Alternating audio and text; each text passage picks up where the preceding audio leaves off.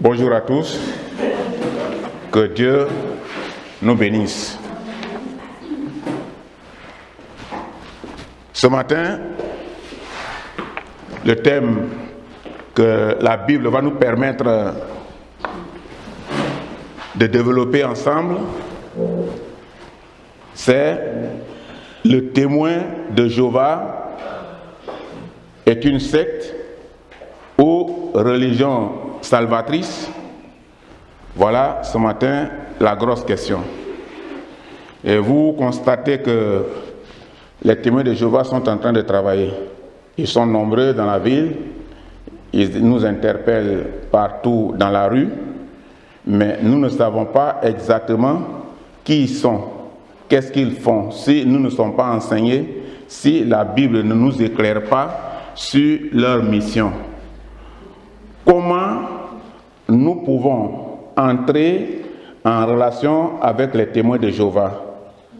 Et ça aussi, ce matin, c'est la grâce de Dieu que nous ayons cette opportunité pour comprendre et pour savoir comment on peut entrer dans une telle condition avec les témoins de Jéhovah. Très souvent, nous sommes interpellés dans la rue par deux personnes. Précisément, parfois c'est ça, deux personnes, avec les revues à la main et qui nous présentent Jésus comme sauveur. Vous voyez, pour que vous soyez dans les conditions de la vie qui vous emmène dans le cercle des témoins de Jéhovah, on doit d'abord vous présenter Jésus-Christ comme sauveur et rédempteur. Donc, on vous présente là une Bible avec un Jésus sauveur à l'appui. Ou c'est dans la fréquentation des amis. La fréquentation des amis ou dans la famille de notre mari ou celle de notre femme qu'il y a des témoins de Jéhovah parfois. Souvent, c'est dans les conditions comme ça qu'on les croise.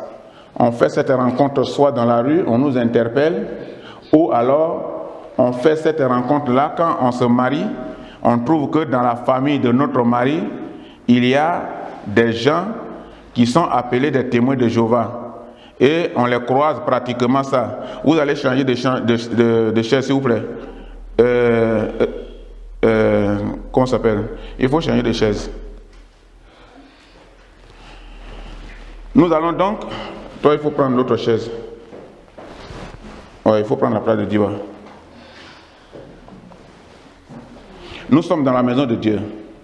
Ici, quand le message commence, c'est une autre vie. C'est un autre monde. Nous sommes déplacés pour des choses sérieuses et précises. Ce n'est pas un hasard d'être dans la maison de Dieu. La présence de Dieu est là. Et nous prenons les responsabilités d'être là et le Seigneur est présent. C'est comme nous allons à une invitation tout de suite chez un directeur de société. Et là, parce que c'est un directeur de société, nous savons, nous sommes dans les conditions d'être invités, de l'invité important. Et nous faisons ce sérieux. Mais comme on ne voit pas Dieu, on pense que Dieu, c'est un hasard. Dieu n'est pas un hasard. Dieu, c'est une réalité. C'est pourquoi aujourd'hui, vous voyez des combats de religion dans le monde. Donc, quand nous sommes là, évitons les distractions. Prenons le message et pour que ce message nous instruise. Je dis donc qu'on peut croiser les témoins de Jéhovah dans la famille de notre mari quand on est marié. Ou ça peut être dans la famille de notre femme. Ou ça peut être dans les relations, les amitiés. Et on peut croiser là des gens qui nous parlent de Jéhovah. Quand ils nous proposent des séances gratuites d'études de la Bible chez nous, une fois par semaine, comme il est de leurs habitudes, quand ils te croisent ou quand ils frappent à ta porte, ils te font une proposition de salut. Et ils te disent que nous sommes disponibles. On va se déplacer gratuitement, on va venir chez toi. Et on va avoir une séance d'études bibliques. Normalement, avoir une séance d'études bibliques chez toi, c'est une bénédiction. Mais nous allons voir que par la suite, c'était une manière d'abord de gagner ta confiance. Et quand ils te font une telle proposition, tu acceptes. Et tout de suite là, nous sautons sur l'occasion. Nous sautons sur l'occasion pour la grande soif de Dieu que nous avons. Parce que nous voulons avoir un Dieu. Et nous voulons être sauvés. Et nous voulons sortir de nos iniquités, de nos charges. Nous sommes fatigués avec les choses de ce monde. Et nous avons eu l'occasion de voir quelqu'un qui vient frapper à notre porte. Et qui dit, j'ai une nouvelle. Mais j'ai une bonne nouvelle. Et je vais vous parler d'un Jésus. Un Jésus sauveur. Et puisque toi-même là, tu attendais cette occasion, et que maintenant l'occasion est venue jusqu'à ton domicile pour dire que voilà, nous te présentons un Jésus, ou quelqu'un t'a vu dans la rue et il t'a présenté un Jésus, tout de suite, tu sautes sur l'occasion. Mais les gens là, ils ont la Bible. Quand ils nous arrêtent ou quand ils viennent chez nous avec la Bible à la main, parce que la Bible nous demande de se réveiller aussi. Ils ont une Bible, c'est bien. Mais la même Bible nous demande de se réveiller pour attendre le Seigneur Jésus-Christ. Il ne faut pas attendre Jésus dans le sommeil. Il ne faut pas dormir. Il faut te réveiller. Il faut savoir qui te parle et avec qui tu es en train de marcher.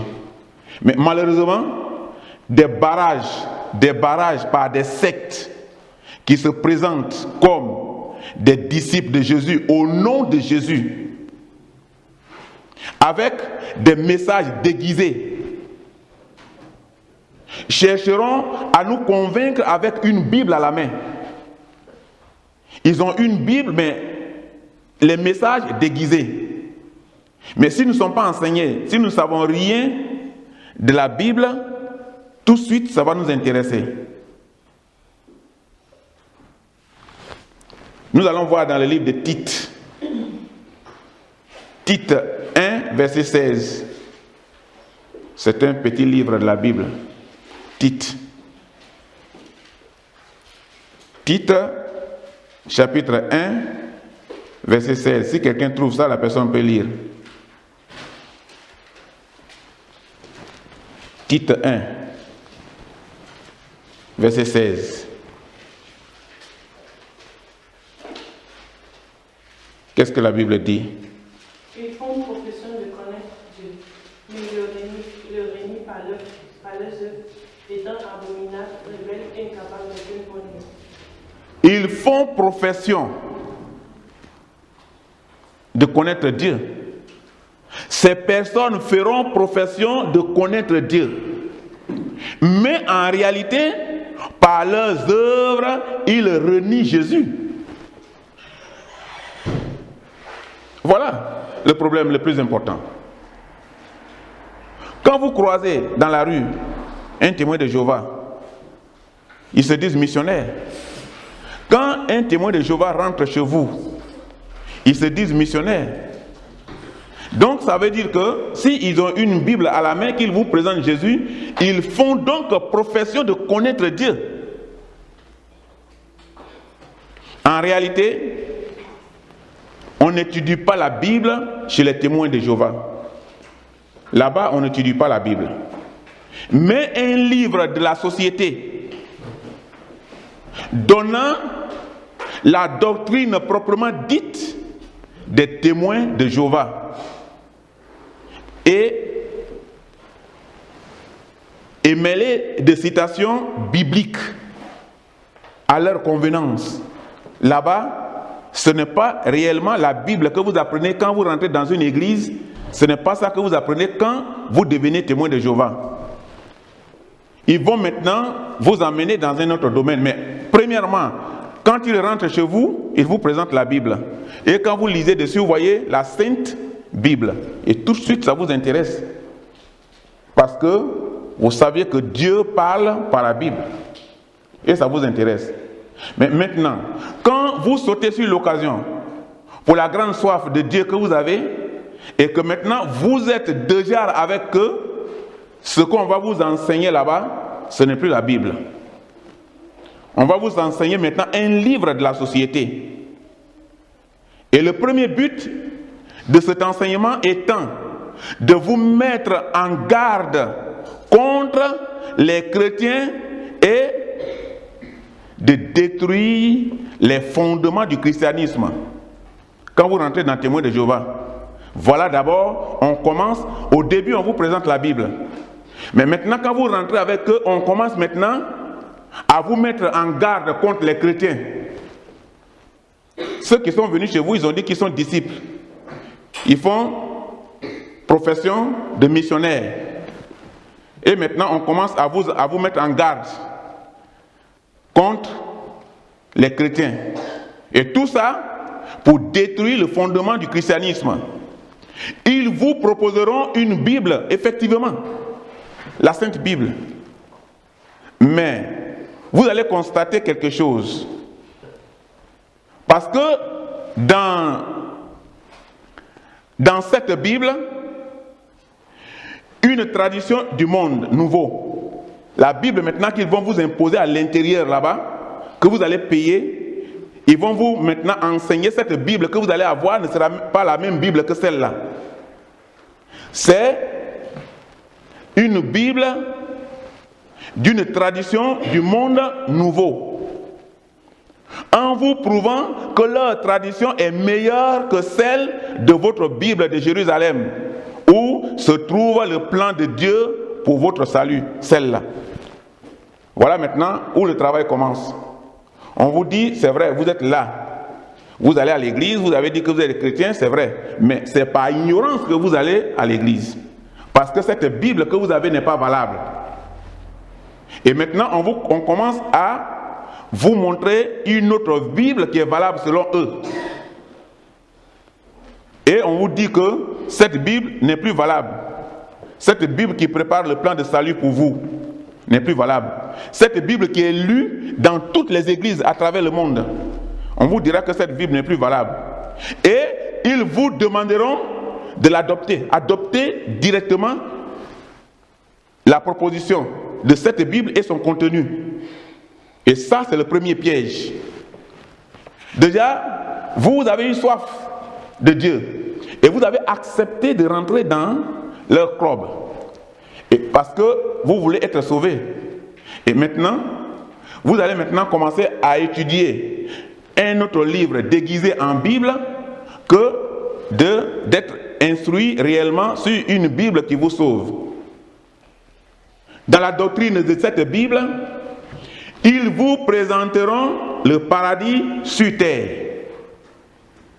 On vous dira que le paradis au ciel n'existe pas. Mais il existe que le paradis sur terre. Alors que dans la Bible qui contient la parole de Dieu vivant, la parole du Dieu vivant parle du royaume de Dieu qui est dans les cieux. Et non le royaume sur cette terre. Dieu va vivre avec toi sur cette terre, une terre souillée comme ça. Et quelqu'un qui vient te parler du salut et il te présente du paradis sur cette terre. Et ce qui vous fait constater déjà l'abominable, rebelle et incapable d'aucune bonne œuvre seront le verset que nous avons lu tout à l'heure. C'est comme ça que le verset s'est terminé. Mais quand vous lisez maintenant dans le livre de Jean, Jean 3, verset 13, vous cherchez Jean 3, verset 13, qu'est-ce que la Bible vous dit dans ce passage? Personne n'est monté au ciel, si ce n'est celui qui est descendu du ciel, le Fils de l'homme qui est dans le ciel. Voilà ce que dit la Bible. Maintenant, vous constatez là deux choses. On vous présente un paradis sur terre. Mais la Bible dit que personne n'est monté au ciel si ce n'est celui qui est descendu du ciel. Pourquoi on n'a pas dit celui qui est ici sur cette terre? On dit personne n'est monté si ce n'est celui qui est descendu du ciel, c'est-à-dire Jésus. C'est donc clair que le paradis ne se trouve pas ici-bas, mais là où réside Dieu. Parce que ici tous, vous avez votre pays. Et vous êtes venus de votre pays pour être là. Ça veut dire que vous avez au moins un retour. Et parfois, quand vous allez les vacances, vous avez envie de voir vos anciens. Vous avez envie de voir vos grands-mères, vos parents. Et vous retournez là où vous êtes venus. Donc, la Bible dit que Jésus est venu du ciel. Et il est venu ici-bas. Donc, il a eu une résidence au ciel. Parce qu'après la résurrection de Jésus, il est remonté à sa résidence habituelle au ciel, précise la Bible. Parce que Jésus est monté. Et il a dit, je m'en irai et je vous préparerai une place auprès de mon Père. Et il a dit que nul n'ira au Père sans moi. Ça veut dire que si le ciel est en haut et il est venu du ciel, il est remonté au ciel. Et la Bible a bien précisé ici que c'est celui qui est venu du ciel qui est retourné au ciel. Et c'est bien Jésus. Parce que pour te séduire, ils vont t'inviter aux réunions publiques, en assemblée, mais et aussi aux réunions par petits groupes, en semaine, comme ce que nous faisons dans les églises. Quand les églises remplissent correctement leurs devoirs et leur calendrier, ils ont au moins dimanche, ils ont un autre jour comme mercredi, comme vendredi. Et ceux-là, ils sont exigeants sur leur programme. Donc, ils ont l'assemblée publique et ils ont des réunions en petits groupes, en semaine. Toujours avec les mêmes systèmes pour te convaincre d'un paradis sur terre. Le paradis se vit sur terre. C'est ça, ils vont t'enseigner. Avec la lecture commentée du livre de Jéhovah, ils vont vous commenter ce livre du Jéhovah. Au lieu de vous commenter la Bible, on va maintenant vous commenter le livre du Jéhovah. Ou la revue avec questions-réponses. Mais c'est préparé par l'organisation centrale, hein, comme ce que fait souvent l'Église catholique. Les messages que vous voyez à l'Église catholique qui sillonnent à travers le monde, c'est préparé par Vatican. Il y a un calendrier annuel. Bon, donc, pour eux, c'est préparé par l'organisation centrale. Et il est impossible de poser des questions ou de montrer quelques esprits critiques. Il faut croire. Il faut croire aux livres qu'ils vont t'enseigner. C'est tout. Parce que maintenant tu es rentré dans le clan. Chez eux, ce n'est pas question de développer, c'est question de t'endoctriner et de croire. Et c'est comme ça que ça va se faire dans cette formation. Et vous êtes accueillis comme une sœur. Comme vous êtes à l'église là. Vous êtes accueillis comme une sœur, comme un frère. Pour vous garder dans votre prédiction. Ils vont vous accueillir. Vous serez reçus. Avec joie. Avec tous les respects à bord. Pour vous garder dans votre prédiction. Mais c'est un groupe très chaleureux, le témoin de Jéhovah. Et qui a le devoir de vous convaincre de l'existence d'un paradis sur terre. Il ne faut pas chercher des raisons, il faut le convaincre. C'est comme ça le travail qui vous sera imposé. Et vous êtes tout de suite incité à faire du porte à porte. pour évangéliser. Et vous n'avez pas le droit de prier avec les autres chrétiens. Vous allez faire les porte-à-porte, mais on vous dit, si vous allez, vous n'avez pas le droit de prier avec les autres chrétiens. À partir d'aujourd'hui, si un témoin de Jéhovah frappe à votre porte, ouvrez. Dites-lui, vous vous mettez à la porte, vous ouvrez, vous lui dites bon. Il dit bon, je suis venu vous présenter Jésus, il n'y a pas de problème. Vous rentrez, vous priez avec moi avant de commencer notre entretien, il va retourner. Dès que vous lui dites ça, il va dire non, nous on ne prie pas avec les autres. Mais vous ne priez pas avec les autres. Vous êtes venu me voir en tant que qui alors?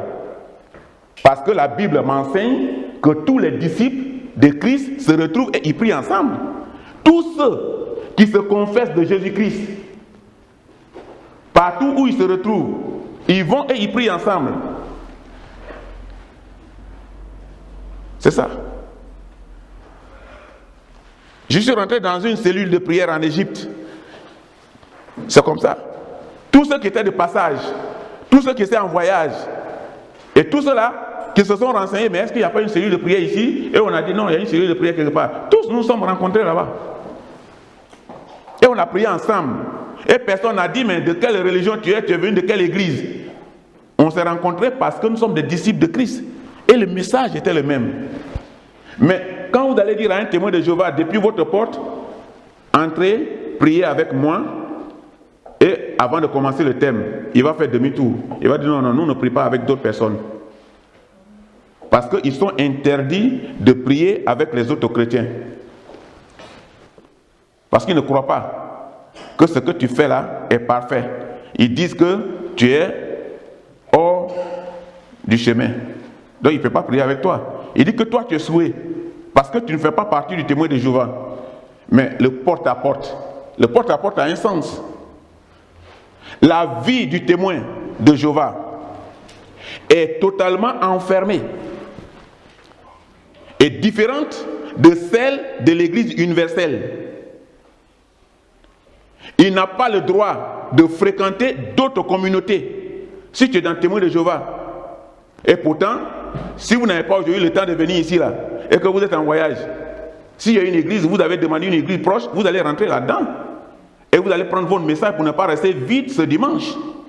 Mais ça, ce n'est pas permis chez eux. Ils n'ont pas le droit de fréquenter une autre communauté chrétienne. Sauf dans le but de les convertir. S'il sait que tu es chrétien, tu as une Bible, et que tu passes là chaque fois, on va te tendre un piège. On viendra t'arrêter. On viendra te convaincre pour te détourner. Si un témoin de Jéhovah vient vers toi, il te présente sa Bible ou il te présente le nom de Jésus, ce n'est pas dans l'intention de t'emmener à comprendre ou à méditer la Bible ensemble. C'est juste, il a une mission pour te convaincre, c'est pour te convertir. C'est-à-dire, ceux qui ne sont pas témoins de Jéhovah, on doit les emmener à être témoins de Jéhovah. Et ceux qui sont partis de leur club, on les appelle les exclus. Donc, maintenant, vous êtes notés. On prend vos noms. On dit, voilà, il y a tel qui sont devenus maintenant des exclus. Et le temps des témoins de Jéhovah est marqué par 5 réunions d'1 heure par semaine et 12 heures obligatoires de porte à porte par mois. Et vous faites quoi? Voilà comment des gens qui sont dans une secte sont motivés. Ils sont sous un contrôle, sous l'ordre de leur chef. Et ils font un travail difficile de porte à porte pour convaincre, pour emmener des gens à la perdition. Voilà comment le diable est courageux. Et vous, maintenant qui êtes les enfants de Dieu, qu'est-ce que vous faites pour apporter une âme à Dieu? Voilà souvent la grosse question qui est posée aux chrétiens. Mais ici, là, ces porte à porte là, c'est dans l'intention de trouver des âmes. Mais si vous ne les faites pas, mais vous avez des responsables sur le dos qui se chargent de vous culpabiliser. Mais quand quelqu'un va vous culpabiliser à l'église ici, là, vous allez fuir. Ah, vraiment, c'est moi toujours, on a vu, on a dit, je ne fais pas ça, je ne fais pas ça, je ne fais pas ça. Ah, bon, ça, c'est pas, bon, moi je vais partir. Ils n'ont qu'à trouver celui qui va faire ça. Mais eux, ils trouvent normal. Parce qu'ils ont des responsables qui vont leur dire, allez au combat, allez. Et ils seront chargés de faire ce travail. Parce que chaque ville ou village est quadrillé. Et on doit faire des rapports sur tous les gens rencontrés et l'on est surveillé. Tout ce que vous rencontrez là, vous écrivez, vous avez un calepin. Si vous rentrez dans un domicile, vous écrivez le nom du domicile, le nom de la porte. Chez moi, ils ont changé plus de 5 groupes. Maintenant, ils ne viennent plus. Quand on vient, on voit que ce groupe-là n'est pas compétent. C'est comme ça on dit là-bas. On dit que ce groupe-là n'est pas compétent. Telle porte, oui, il y a un là-bas, là, il est missionnaire. Ce groupe n'est pas compétent. Et on envoie un autre groupe. Et après on dit que ce groupe-là n'est pas compétent. Ils ont envoyé 5 groupes. Maintenant, ça ne vient plus. Parce qu'ils cherchent. Je vais vous donner tout à l'heure, quand on va étudier profondément ce que nous sommes en train d'étudier, vous allez comprendre pourquoi on insiste. Mais vous faites quoi? Si les sectes sont en train de faire un tel travail, et ils sont obligés de le faire parce qu'ils sont surveillés, ils ont un zonal, ils ont un secteur, et ils ont des responsables directs. Et maintenant, tous ceux qui sont dans la rue là, ils font le rapport au secteur. Et le secteur fait le rapport au zonal.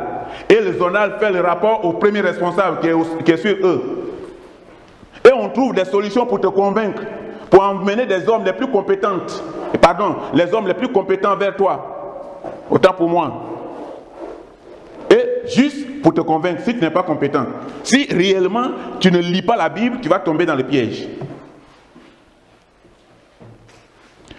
On nous invitera certainement, même à être pionniers. Et ça, c'est dans l'équipe. Quand maintenant tu rentres dans l'équipe, on t'invitera à être pionnier, c'est-à-dire à faire 150 heures de porte à porte. Là, tu es pionnier, de porte à porte. Et l'on vous suggérera pendant les vacances de choisir une région à évangéliser. Et tu dois être maintenant un chef d'équipe. Tu dois, pendant tes vacances, tu vas prendre pour te reposer là. Tu prends maintenant pour aller chercher des gens à évangéliser. Et d'être pionnier de vacances. Et ça, c'est 100 heures par mois. Et tout est calculé, c'est pointé. Tu dois faire 100 heures par mois.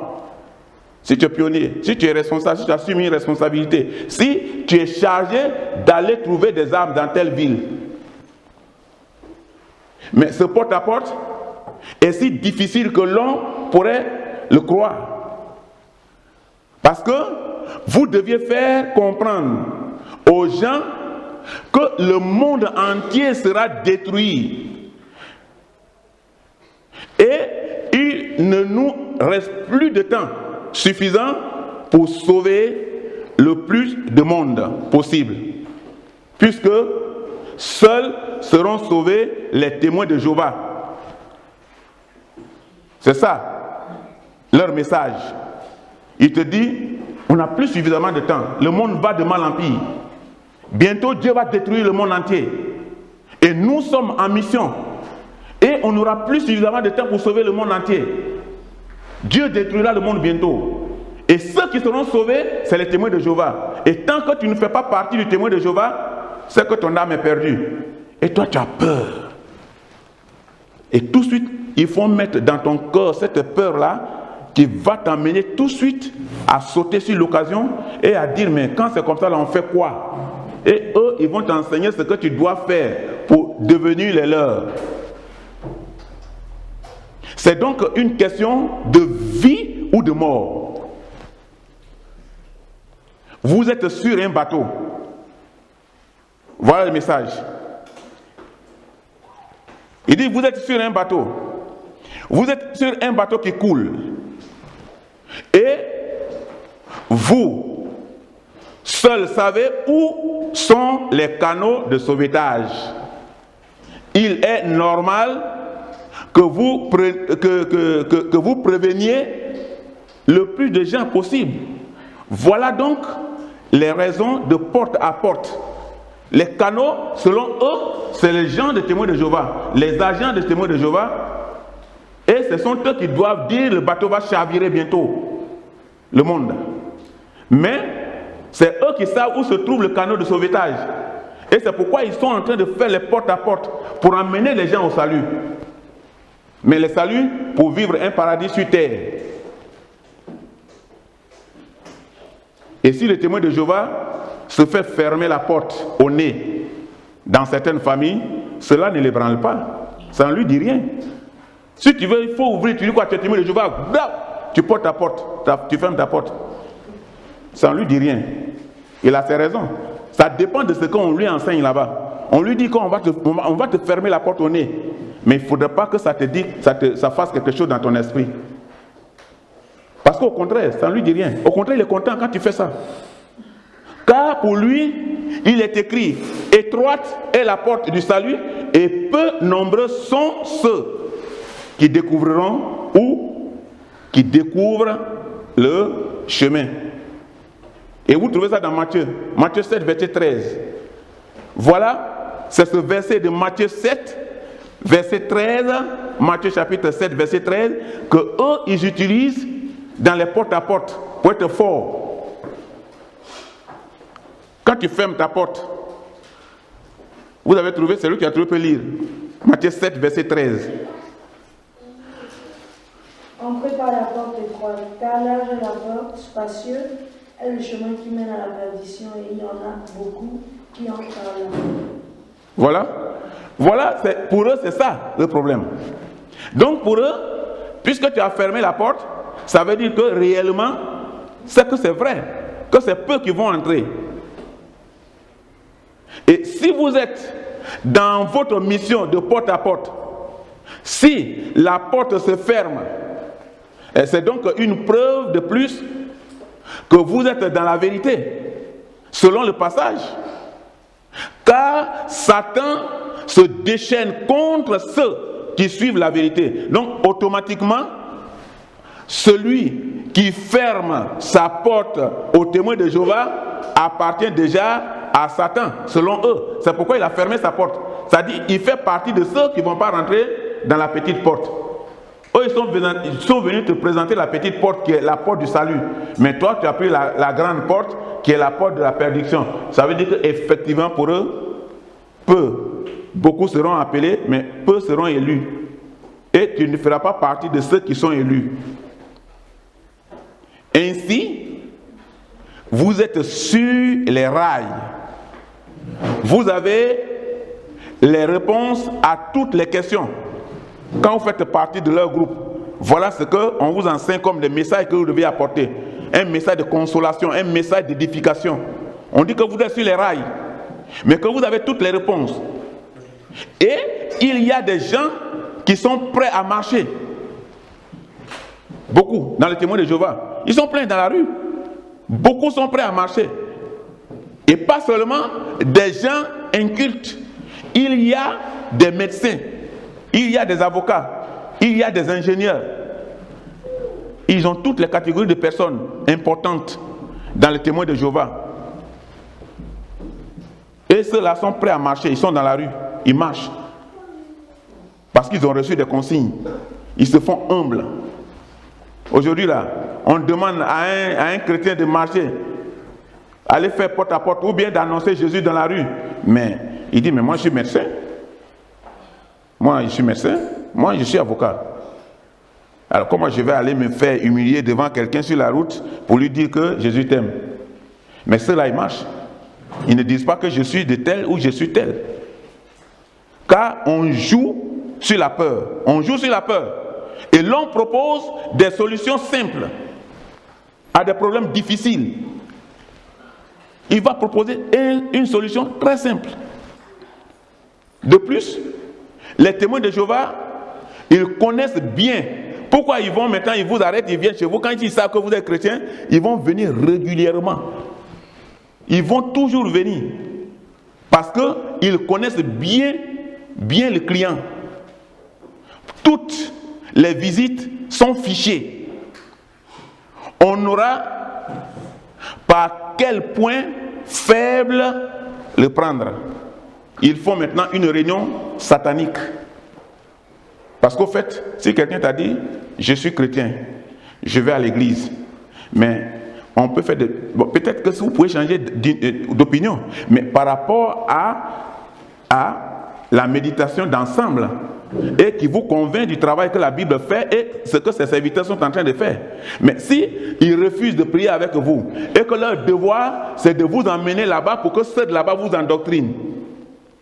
Et maintenant, on commence maintenant, quand vous commencez beaucoup de dialogue avec eux, ils prennent le point faible de votre vie. Parce qu'ils exploitent aussi toutes les erreurs de l'Église. Ils connaissent l'Église. Ils exploitent les erreurs de l'Église. Et comme peu de gens ont une culture religieuse ou biblique, cela marche. Ça marche pour eux. Aujourd'hui, là, il y a des églises où tu vas demander à quelqu'un de lire une Bible, il ne sait même pas où se trouvent Jean. Parce qu'on ne leur en prend pas. Ici, vous avez eu l'habitude, comme dans beaucoup d'églises évangéliques, vous avez eu l'habitude de lire la Bible en partage avec celui qui prêche. Mais il y a des églises où vous ne savez même pas où se trouve la Bible. L'essentiel, vous rentrez, vous vous asseyez. Et celui qui doit parler, il parle. Il termine de parler et vous y allez. Et quand eux, ils savent ça là, ils savent que tu ne connais pas la Bible. Et c'est là maintenant, ce passage, ce domaine de la faiblesse de ta vie qu'il va utiliser pour t'avoir. Ça marche. Enfin, la secte a un côté gratifiant. Parce que tout va mal. Voilà ce qu'ils vont vous dire. Tout va mal. Et le monde va être détruit. Voilà ce qu'on va vous donner pour vous convaincre. Mais vous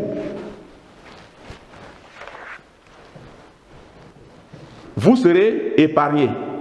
Car Jéhovah va établir sur cette terre un règne de 1000 ans. Maintenant, là, vous êtes rentrés dans la doctrine, dans l'enseignement. Et on vous envoie dans ce domaine. Que Jéhovah va établir sur cette terre un règne de 1000 ans. Et le véritable paradis sur terre, ici. Et vous en serez. Vous ferez partie de ce règne de 1000 ans. Il est aussi impensable qu'un témoin de Jéhovah vive sous le même toit qu'un exclu. C'est pas possible. Ou une personne qui vit un christianisme authentique, dans le cas du mariage, c'est séparé. Un témoin de Jéhovah ne peut pas être en mariage avec un autre chrétien ou une autre chrétienne qui n'est pas témoin de Jéhovah. Ce n'est pas permis dans leur religion. D'ailleurs, quand l'un des deux n'est pas témoin de Jéhovah, la vie de couple est impossible. Et le nombre de divorces chez les témoins de Jéhovah aujourd'hui dans le monde est très élevé. Parce que si ton mari accepte d'être témoin de Jéhovah et que toi tu n'acceptes pas, ça veut dire sûrement, on lui dit là-bas, non, elle est démon. Vous ne pouvez pas vivre ensemble. Parce qu'elle va rester chez toi, ça va t'acheter ton salut. Parce que si elle n'est pas témoin de Jéhovah, elle ne sera pas sauvée. Donc pourquoi alors elle peut être chez toi? Et si c'est la femme qui accepte, on lui dit, tu ne peux pas vivre avec un mari exclu. Parce que si tu es avec lui, sa vie va te souiller. Et il y a toujours divorce quand ils ne sont pas du même avis pour être membres du club de témoins de Jéhovah.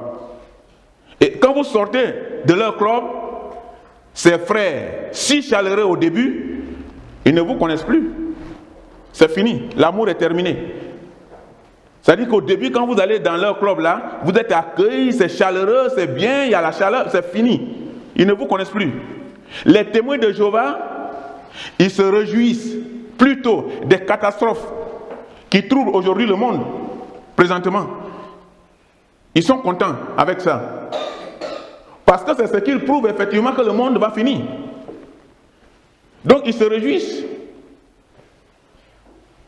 Cela les confirme dans l'approche de la fin du temps. Il y a des témoins de Jéhovah en prison dans certains pays parce qu'ils ont refusé de faire leur service militaire. Le sang. Le service militaire, eux, ils refusent. Même pour donner le sang, dans le témoin de Jéhovah, on ne donne pas le sang à un membre de la famille. Même ton propre enfant, il est en train de mourir. Vous êtes du même groupe de sang, du même groupe sanguin. Tu n'as pas le droit de lui donner le sang. Il n'a qu'à mourir. Parce que ce n'est pas permis chez eux. Et toi qui as accouché l'enfant là, tu es là. Tu as un sang qui correspond à l'enfant, qui peut le sauver. Et tu ne peux pas donner, et tu regardes ton enfant mourir pour une religion. Et Jésus a donné son sang pour nous.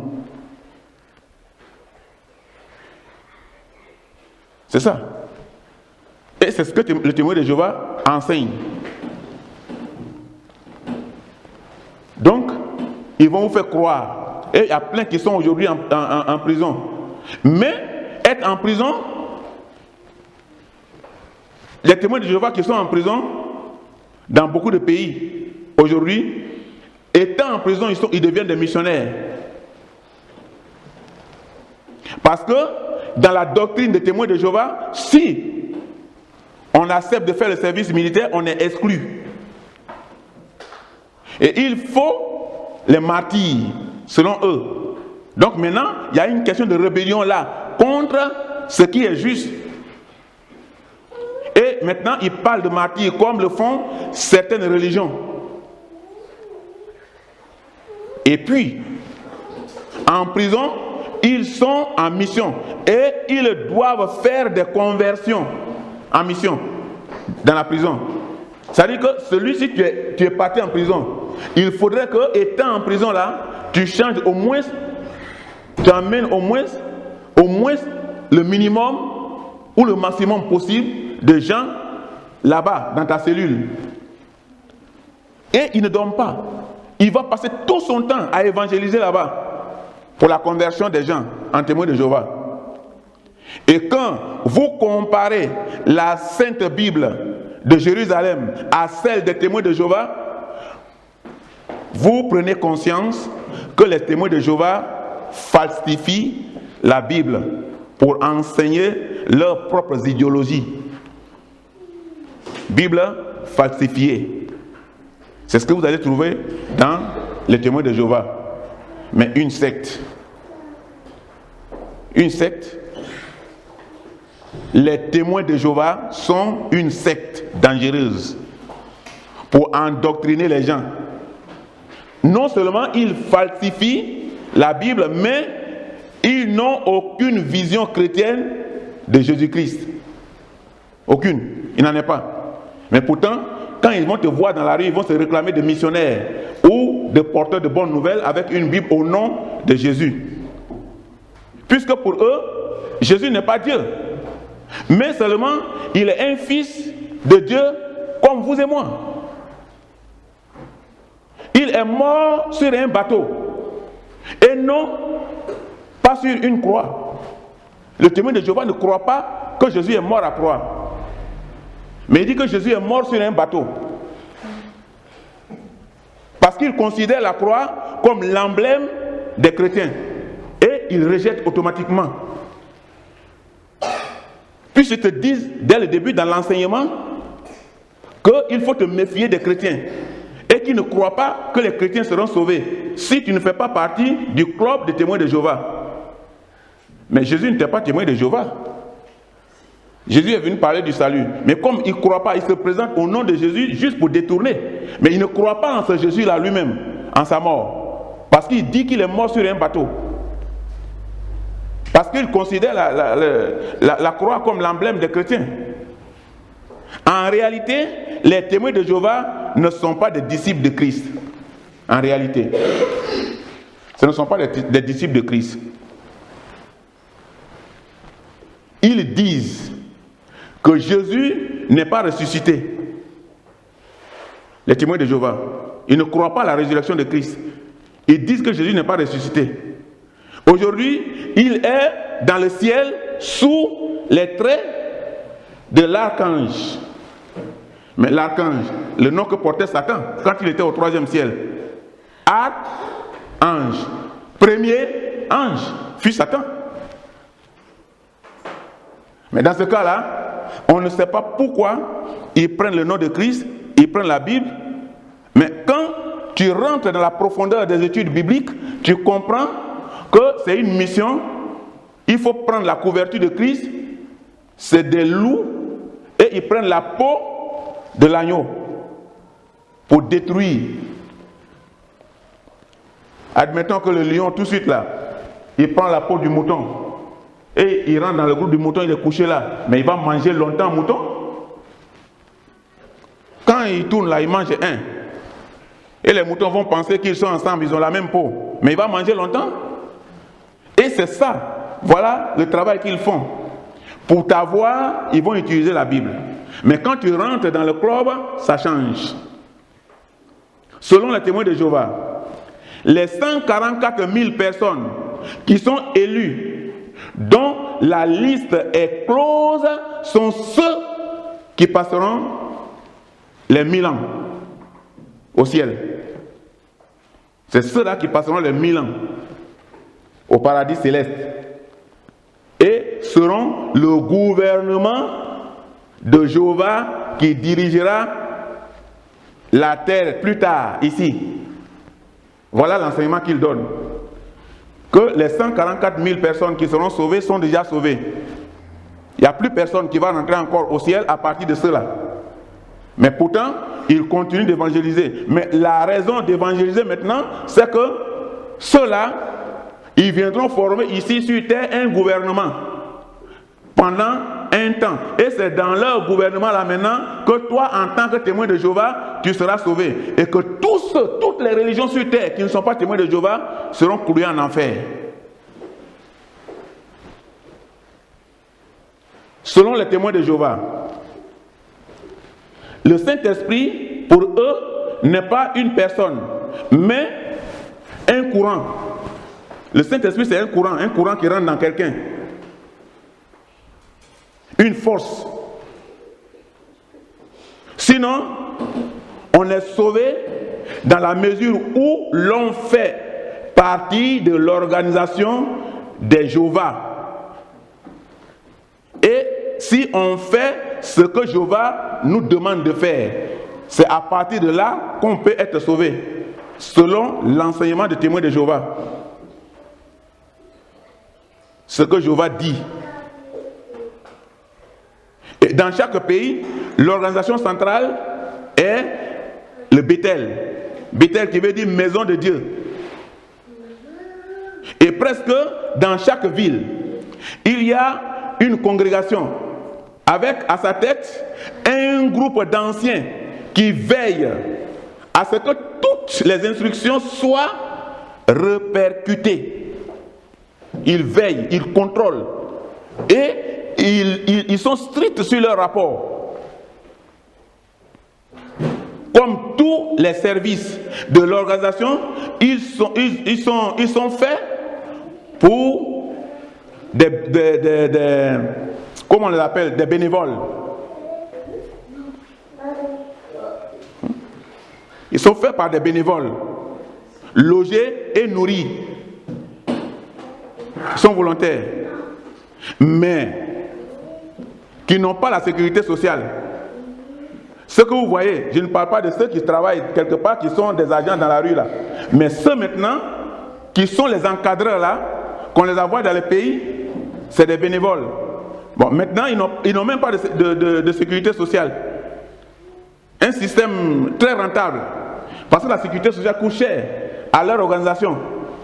La société, quand vous travaillez dans une société normale ici, ce qui coûte cher dans la société, c'est la sécurité sociale.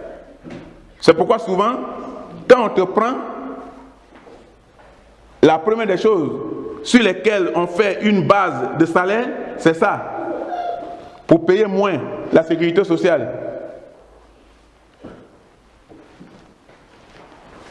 Et d'autres, d'autant plus que chaque témoin doit acheter un certain nombre de revues qu'il les revende au nom. Il les revend au nom, il doit payer pour faire rentrer de l'argent. C'est très rentable. Et sans parler de 500 000 cassettes vendues par mois et des livres dans certaines grandes villes.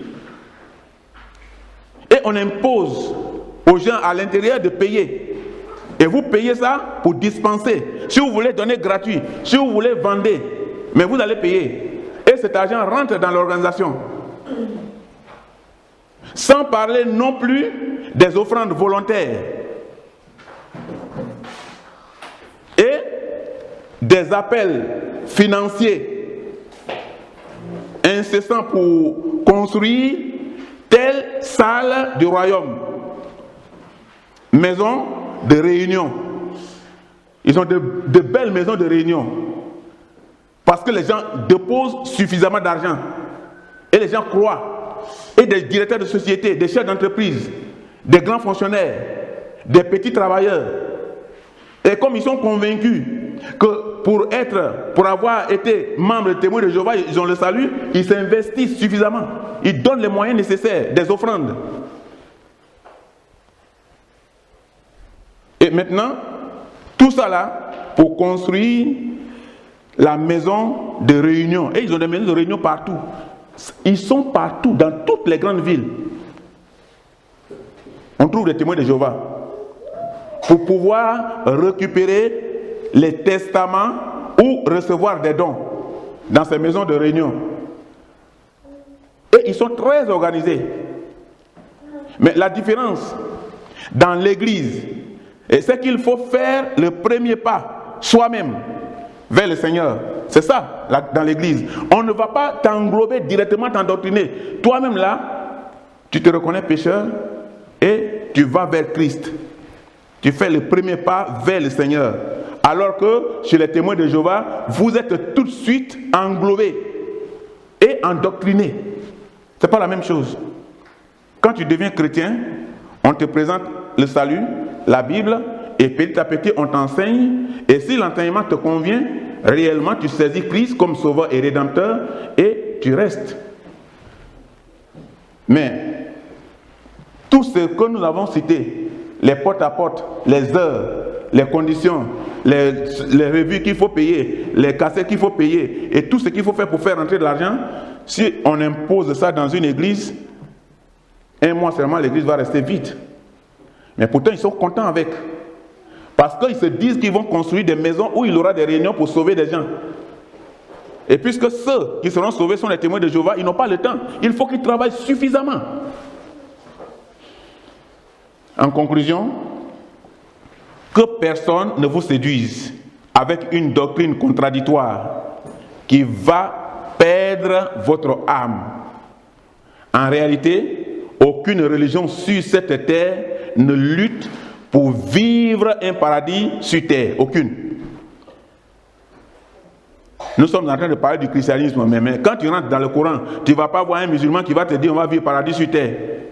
Tous cherchent le ciel. On sait que Dieu a son siège au ciel, au 3e ciel. Même les religions opposées au christianisme, ils savent que c'est sûr que dans les cieux, le Seigneur existe et il réside.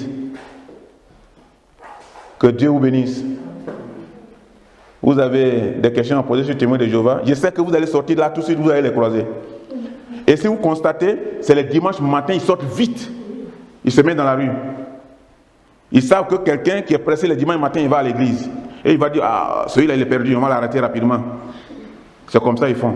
Ils sont plus dehors les dimanches matin que les autres jours pour intercepter les chrétiens sur la route. Que Dieu vous bénisse. Vous avez des questions sur les témoins de Jéhovah? Non. Désormais, vous saurez. Mais c'est plus facile. Quand ils viennent chez vous, dans la rue, ils vous arrêtent. Dites-leur que Nous cherchons le paradis, pas sur terre. Moi, je cherche le paradis céleste. Il va comprendre déjà où tu veux en venir. Il arrête. Bon, maintenant, c'est les gens qui ne se fatiguent pas. Hein? Ils ont un langage. On leur dit, il ne faut pas chercher les raisons, il faut convaincre. Voilà ce qui est dans leur mission. Bon, maintenant, si c'est votre porte, vous ouvrez la porte, vous mettez la porte. Ne laissez jamais le démon entrer chez vous. Quand vous lui donnez une place, finalement, il prend tout le fauteuil. Petit à petit. Arrêtez voir la porte. Nous sommes témoins de Jéhovah, nous sommes venus vous annoncer Jésus. Ah, c'est bien. Vous rentrez, on prie, non? On va prier et on va commencer la séance. Il va dire, non, nous on ne prie pas avec d'autres personnes. Alors pourquoi vous êtes chez moi? Non, on est venu justement te dire que, non, demi-tour. Bon, ceux-là vont venir 2 fois. Quand vous les rejetez, ils font le rapport, on dit, bon, vous n'êtes pas compétent. On envoie ceux qui savent parler. Les hommes de dialogue. Quand tu dis, oh, laisse, c'est pas grave. Tu sais? Et puis tu dis, bon, oui. Et il commence à t'amener là, il dit, bon, on va s'asseoir, on va causer. Et quand ça te convainc, c'est fini. Il s'assoit, il prend tout le fauteuil. La seule chose que tu peux lui dire, si tu rentres chez moi, on prie ensemble.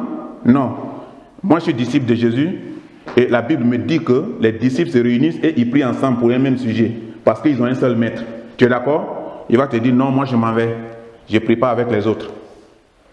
C'est là seulement qu'il faut l'avoir. C'est le seul frein au témoin de Jéhovah devant ta porte. Que Dieu vous bénisse. Oui. Oui. Qui? Loli. Non, je crois que c'est répondu. Je voulais témoigner seulement. Ah, d'accord. Il y avait une dame là qui venait chez moi. On priait même ensemble. Mais quand j'ai accouché de la fille là, donc on a déménagé pour aller dans un autre lieu. Donc il m'appelle parce que mon mari ne veut pas qu'elle vienne. Elle dit qu'il y a l'église, il faut aller là-bas, il faut laisser la dame là. Toujours elle vient, un bizarre là, je n'aime pas qu'elle vienne. Donc, un jour, elle m'appelle, mon mari a pris le téléphone. Elle dit que Joséphine n'est pas là. Elle dit qu'elle voulait parler avec Joséphine. Comment? Elle a insisté. Mon mari a refusé. Donc, elle a donné à une autre fille de m'appeler. Mon mari a posé une question. Qui es-tu? Il dit qu'elle a dit un nom bizarre, que je suis un ami à Joséphine, je vais lui parler. Un ami à Joséphine à qui moi je ne connais pas. C'est très difficile. Donc après, mon mari a passé le téléphone, j'ai pris le téléphone. J'ai dit que moi je suis une amie à Thérèse. Si je voulais te parler. Comme ça fait longtemps, on sonne votre porte, personne ne voit. J'ai dit que je suis déménagée. Quand est-ce qu'on peut aller te voir? J'ai dit que pour le moment, je n'ai pas le temps. Je dis que d'accord, elle-même elle est à côté de toi. Je dis que ça fait longtemps que je te vois pas. J'ai dit que pour le moment là, j'ai déjà accouché, je ne veux plus que tu viennes chez moi, moi je vais aller à l'église. Je connais là-bas. Il a insisté. Après, mon mari a changé mon numéro de téléphone. Chaque fois, chaque jour. Il faut aller à l'église, il faut laisser les gens. Oui, il a trouvé la meilleure solution. Oui. Il y a un monsieur même qui venait. J'ai dit que je suis chrétien, mais votre chose là, moi je ne comprends pas. Il a donné même un jour un Bible. J'ai dit que j'ai des Bibles. Il dit qu'il faut lire ça. Oui, parce que ce n'est pas la même Bible. Parfois je lis ça, mais la différence c'est où c'est écrit Jésus, là-bas c'est écrit Jéhovah. Oui. J'ai dit que ça, moi je n'ai rien compris. Un jour il est venu, il dit est-ce que moi je lis son livre? J'ai dit que jamais. Mais je n'ai pas le temps pour lire ça. Si tu veux, je vais te donner ton livre. Il dit, oh non, il faut garder de temps en temps, tu peux regarder. Bon, s'il touche, je regarde avec un trou là. Si c'est. Il est fatigué maintenant, il est ce sont des gens qui me découragent. Non, il ne se décourage pas. Non. Oui, toi tu veux poser une question, Loli? El Mormón son des testigos de Jéhovah. Non, Mormon c'est un autre groupe. Mormon c'est eux, qu'on avait ramassé leur Bible et puis toi tu lisais là. Et la Bible que tu lisais, quand on veut faire la méditation, nous on donne les parties, elles ne se trouvent pas dans la Bible. Parce qu'il y a des parties qui sont coupées, les parties qui sont un peu réelles, qui sont dures. Pour eux, ils coupent, ils enlèvent les moments. Parce que le moment marie 4 femmes. Même le pasteur a 4 femmes. Bon, donc, et ces parties-là, ils coupent ça dans la Bible, ils enlèvent. Ouais. C'est les... Tu as vu? Ouais. Ils sont venus nous visiter une fois. Je leur ai dit, bon, nous sommes des missionnaires, mais est-ce qu'on peut travailler vraiment dans les mêmes conditions de la Bible? On m'a dit, oui, non, on a notre Bible, on va te laisser. J'ai dit, non, moi j'ai ma Bible, maintenant on peut, si vous voulez, j'ai ma Bible, vous avez votre Bible et on va travailler ensemble. Et ils m'ont dit, non, c'est pas la peine. Ouais, ils sont partis. C'est ça. Ton mari a bien fait de changer le numéro de téléphone. Et ça aussi, c'est un secret. Vous qui avez beaucoup de crédits, souvent de Maguia, là, ça c'est un secret. Parce qu'il y a des gens qui donnent leur carte de crédit, ça c'est en Afrique qu'ils font, leur carte de crédit, ils donnent ça aux Libanais. Et ils prennent tout le temps les choses chez les Libanais. Et le Libanais, à la fin du mois, il passe là-bas, il prend tout l'argent. Et les gens, après ça, ils retournent chez le Libanais pour prendre les choses. Donc ils ne sortent pas, c'est difficile de sortir. Parce que son salaire ne suffit plus jamais. Donc, le seul secret que l'Église avait donné à ces personnes-là, il dit, l'argent que vous avez comme crédit, vous deviez rembourser. Mais allez-y à la banque d'abord, qu'on vous change la carte de banque. Et c'est comme ça que ces personnes se sont en sorties. Ils sont allés à la banque, ils ont dit, la carte là, on veut une nouvelle carte, changez. Ils ont changé la carte. Le Libanais va, il met, ça passe plus, c'est pas le même code. Et le Libanais vient vers la personne là, il dit, je signe une reconnaissance de dette. Et je te paye telle somme par mois. Terminé. Ça, il n'y a pas de prison, c'est normal, c'est un crédit. Tu ne refuses pas de payer. Mais donner ta carte de banque à quelqu'un, et c'est lui qui passe prendre tout ton salaire chaque fois et que tu t'en vas chez lui tout le temps dans son magasin pour prendre ce que tu ne veux même pas. Oui, si ton salaire ne suffit pas pour aller dans un autre magasin pour payer, c'est chez lui que tu vas payer. Mais tu vas payer ce qui ne va pas vraiment te servir. Nous allons prier. Dis-moi, toi tu crois toujours au témoin de Jéhovah, non? C'est toi qui crois toujours au témoin de Jéhovah là? Oui. Mormon. Moi ouais, on va prier. Nous allons prier. Nous allons remercier notre Seigneur pour l'occasion que nous avons eue d'être éclairés sur ces choses-là. Parce qu'au fait, les témoins de Jéhovah, ils utilisent la Bible pour nous convaincre, pour nous détourner, mais ce ne sont pas les disciples de Christ. Et nous allons prier pour dire, Seigneur, oriente-nous désormais, donne-nous la sagesse, afin que, en face de ces personnes, nous sachions comment faire pour garder notre communion avec toi. Prions le Seigneur. Nous te bénissons ce matin, Père éternel, nous te rendons toute la gloire, notre Dieu. Nous croyons que tu veilles effectivement sur notre vie. Tu nous enseignes, Seigneur, ces choses parce que c'est des choses que nous croisons dans la rue chaque jour. C'est des personnes qui frappent tout le temps à notre porte. Mais si nous ne sommes pas enseignés, nous risquons de tomber dans leur piège pour la soif de ton nom, la soif de ta parole. Et Seigneur, au fur et à mesure, nous serons encadrés, nous serons détournés, détruits.